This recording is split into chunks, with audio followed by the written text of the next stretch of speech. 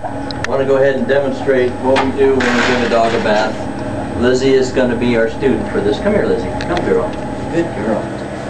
Want to lift him up, put him in the tub. We have 2 hooks in the tub, one on either side.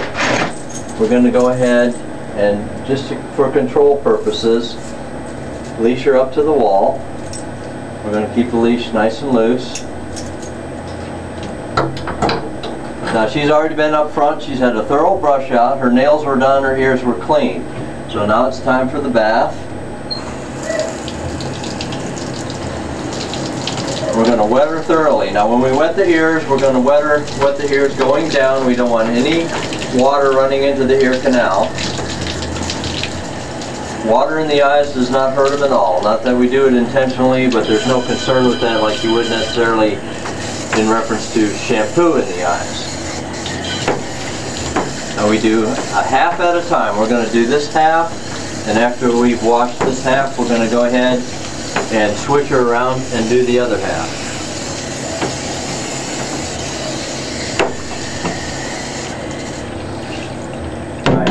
In Lizzie's case, I'm going to use a protein aloe lanolin shampoo. We have a variety of shampoos that are available for the bath.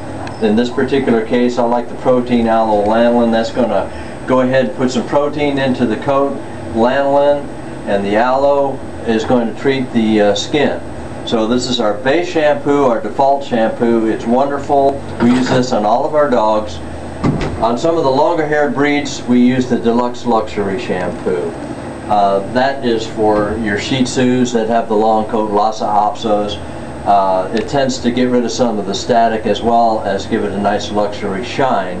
So when they have that long coat, you really do want to get rid of static when you're bathing them and drying them and so forth, otherwise they tend to frizz up on you. But for most of our pets, this protein aloe lanolin is one of our most expensive shampoos, but we use it on just about all of the dogs that come in.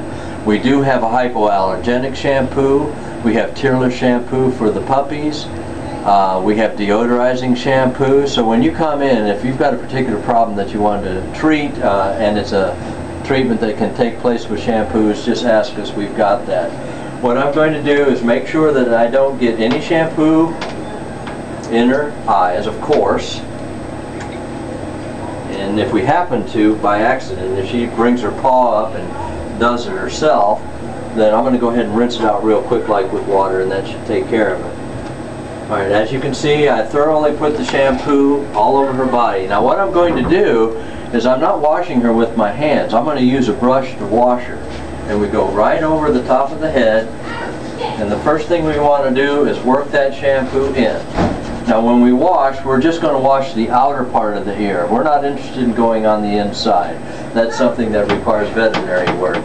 Now when we clean the ears, we take a cotton swab and go in a little bit, but not too far. We don't want to mess with eardrums or anything like that. Now the first scrubbing that we're going to do here is to spread the shampoo all over the dog's body.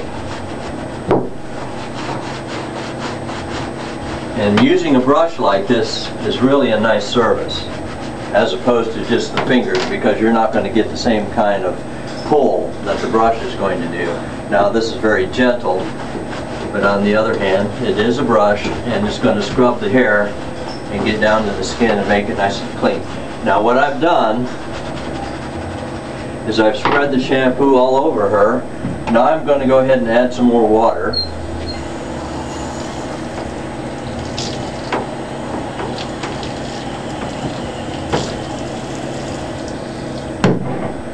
And go over her again. Lizzie is not the exception. Most of our pets come in and deal with grooming and bathing just as well as she does. I know a lot of owners come in and they're all concerned about, you know, their dogs having to go through a process that they're not familiar with. They're going to be scared. But as you can see, she's 8 months old. She's had a couple baths, of course, already, and she's very good about it. And like I said, most of the dogs are. Now I consider this part of the bath done, but we're not finished yet. We're going to take the universal brush, which can pull out undercoat, and also if there's any dirt caked on there that needs to be taken care of, the universal brush does that as well. This is one of the things that we do that probably most grooming shops don't do, is go over them in the bathtub with somewhat of a grooming process, and it really makes for a nice finish. Areas on your Goldens, like behind the ears, is where they tend to mat up. So I do that, run it over the body, the feathering on the back of the leg, run it through the chest, hit that feathering on the back of the front leg. Now, depending how well you were able to brush them out in the first place up front in the grooming room, you can also end up pulling out a lot of coat. But I'm going to brush, and I can tell when I don't have any resistance that I was able to get all the tangles out and all the loose hair right down to the skin. And there is a certain amount of hair that's in the brush. That's what we do. Now, I'm going to go ahead and rinse her off, but you have to understand that what we're really going to do is turn her around, leash her up, and do this half, and then rinse the whole dog. But just for demonstration purposes, I'll show you the rinsing that we go through, and just imagine that we're going to do this to her right side as well. Okay, you can go ahead and rinse the face, rinse the muzzle well, rinse the top of the head, and rinse the ear down again. Do not rinse into the ear like this. Don't hold the ear open and rinse, or you'll get water in the ear. We don't want to do that. Rinsing down, you can flip it over a little bit and rinse down that way. And then you just continue to go over the dog's body all the way and rinse her thoroughly. Now she's not completely rinsed, but for demonstration purposes I'm going to quit and get a little wet. Alright, after she's done, what we're going to do is pull out as much water as we can, grab some towels, towel her real well, and then take her to be blown dry. So that's an example of our bath process.